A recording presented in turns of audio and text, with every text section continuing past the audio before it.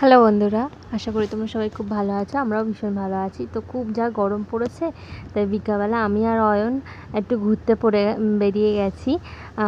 যাচ্ছি আন্দুল পোতা। যারা বসিরহাটে থাকো তারা চিনবে। জায়গাটা এত সুন্দর আর এত সুন্দর হাওয়া দেয়, গাছপালা সব জায়গায়, আম বাগান এদিকে। তো আমরা যাই, দেখতে থাকো। আর অয়নের এখন ছুটি, যেহেতু এখন প্রায় দিনই হয়তো ঘুরতে যাবো, জানি না এখন। তা আমরা ঢুকে পড়েছি। এই যে বাঁশ দিয়ে ঘেরা এই জায়গাগুলো কিন্তু সব পুরোটাই ঝিল, মানে জায়গা পুরোটা ঝিলের মতন।